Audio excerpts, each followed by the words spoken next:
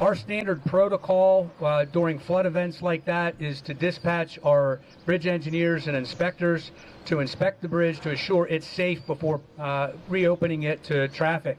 Unfortunately, with this particular bridge, we discovered that the center pier or the center column that holds up the bridge was undermined substantially, and the bridge actually dropped several inches.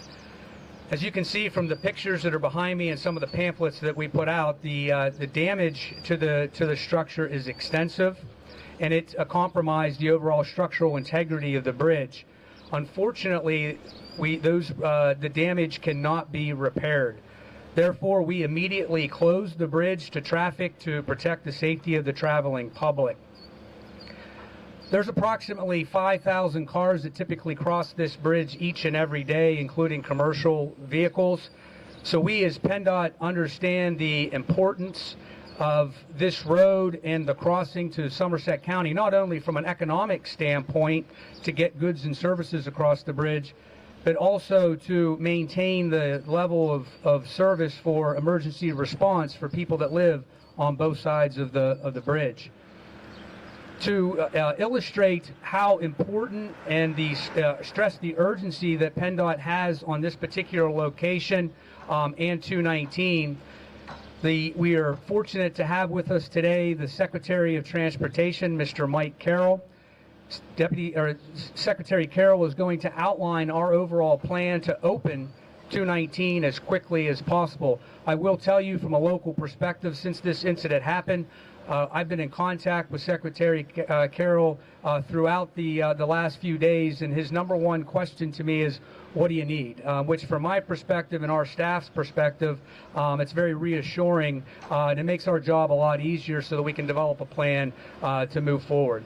So with that, it's my pleasure to introduce to you the Secretary of Transportation, Mr. Mike Carroll. Thanks, Vince. Good morning, everybody. Every county, every community, every time. That's the governor's perspective. That's my perspective as the Secretary of Transportation.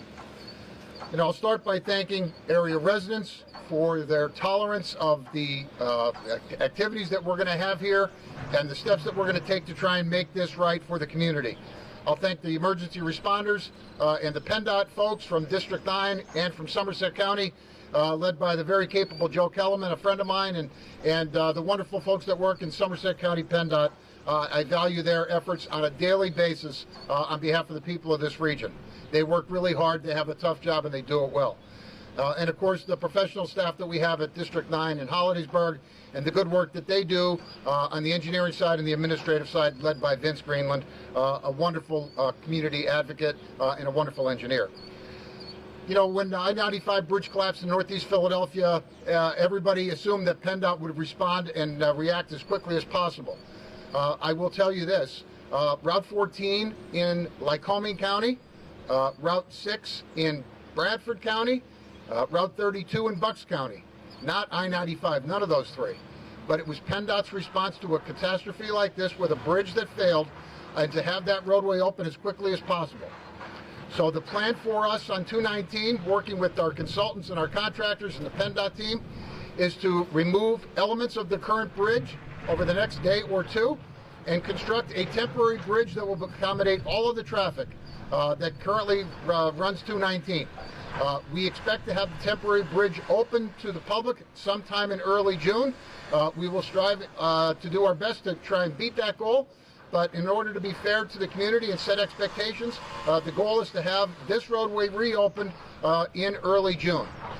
Then we will construct a secondary bridge parallel to the existing one, move traffic to that secondary temporary bridge, and then rebuild the 219 bridge in its current alignment. That will take months, but we will minimize the traffic impacts with the use of these temporary bridges. The first one that we're going to construct over the next few weeks, and then the parallel one. So I'm proud of our response here. I know that the contractor was speedy in their mobilization when the floodwaters receded, and it was clear to the PennDOT engineers that the bridge was failing, and it's plain to the eye. If you see it for yourself, the bridge is folding in on itself. The bridge that's there now is 102 years old. A 102-year-old bridge against the torrents of water that came this past week is not a fair fight. So the time has come to replace that bridge. That time is now. And I'm proud that we will be as speedy in Somerset County and with Route 219 as we would be with any road and any bridge in any county in the state. And I'm proud to have partners here that represent this community with me. Both Senator Stefano and Representative Metzger I know well. They work hard for this county and for these communities. They're our partners in state government in Harrisburg, and they do an effective job representing the folks of this region, and I'm happy to turn the podium over to Senator Stefano. Senator. Thank you, Secretary. I want to thank the Secretary for coming out here to visit the site. We are now witnessing the power of nature. And when something like this happens, you just have to get out of the way. The area that we live in, the ratio is 25 to 1. So if you have 1 inch of rain, when you get down into the valley, that's 25 inches, and we had almost 5 inches. That much water against a 100-year-old bridge, I think the water wins. But I always used to say the value of a department or a company is not what they do when things are going right, but what they do when things go wrong. And this is a perfect example with our District 9 District Executive here, Secretary Carroll here. They are mobilizing because things have gone wrong so we can get the road back open again. It's critical. We're fighting Mother Nature. Mother Nature took out an old asset, so we're going to put a new one back in. And I thank them for putting all the pieces together, and I stand behind them to support them to get this road open as quickly as possible. Not only just for our commuters that come through and all the businesses, but for emergency access. It's critical. Thank you, Secretary, for being here today. And now bring up my colleague from the House, Representative Carl Metzger. Carl. I just want to take a minute to, thank everybody who'd been involved in this. I had the opportunity to be here on the ground with some of the local PennDOT guys whenever this first happened, and all the work that they did. They were here the night that the bridge was being topped. Immediately shut the bridge down to make sure everyone was safe, and then it's gone from there. The governor's office, the secretary. They've all been at everyone's disposal at a moment's notice to try and make this happen, and we're using an innovative approach to get the bridge open very quickly. And again, as was said earlier, this is not only an economic problem for us because this creates an economic bottleneck, but we do have some emergency services that it's a delaying emergency service to the people that live right here, and that can be a fatal flaw. And so what has happened today is the way it's supposed to work. We're already on it.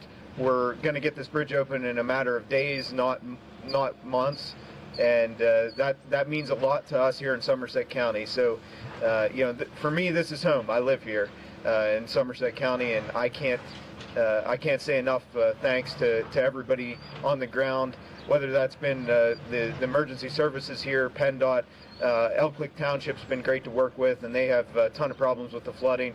But we're doing it the way we're supposed to. And again, thanks to Secretary Carroll and the team at PennDOT for making it happen. I'll turn it back over to Vince Greenland. Thank you. Thanks, Representative. Just a few things before I issue some final thank yous regarding the project. And the temporary bridge that we're going to be starting to construct next week is a specialized type of bridge that's a prefabricated truss that actually gets shipped to the site in sections. Then we'll actually build it here on site and then actually launch it or push the structure across the stream to its final location on the existing bridge. The other interesting part with this, the design of the temporary road that Secretary Carroll talked about, the Trillion Phase 2, is going to be designed in a manner that we can utilize that existing structure that we put in the first phase and lift it on and put it on to the second phase in the temporary roadway.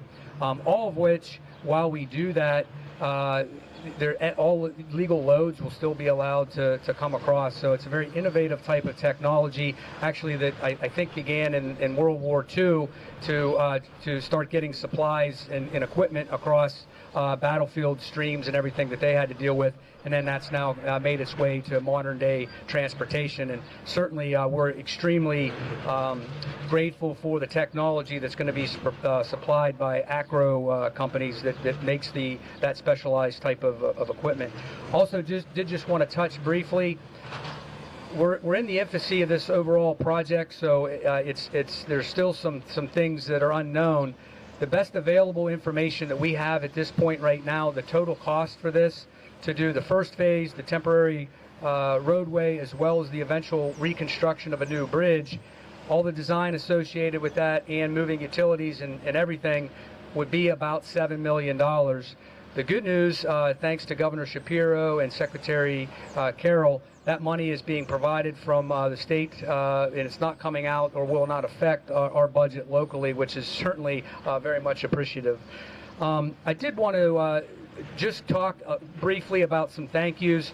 Certainly start off and reiterate Secretary Carroll's comments about the first responders and our staff, whether it be from our engineering headquarters in Hollidaysburg or the county from Somerset, led by Joe, that Secretary referenced earlier. The response was incredible to safely close roads, but then also reopen them very quickly. So we were extremely grateful for the response.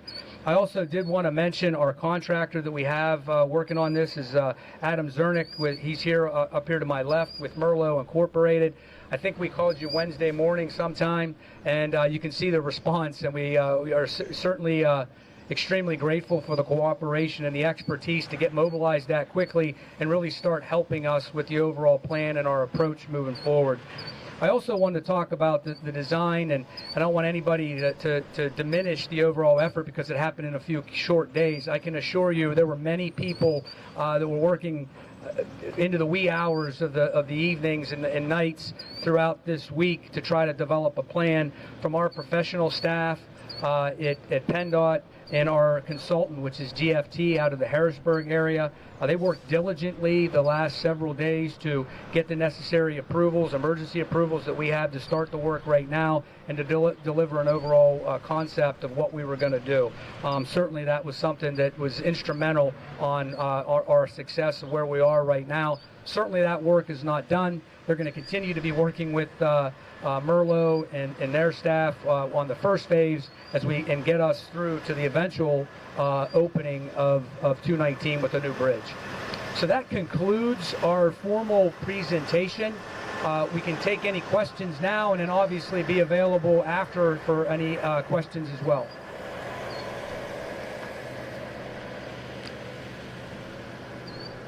Okay, thanks everybody for coming.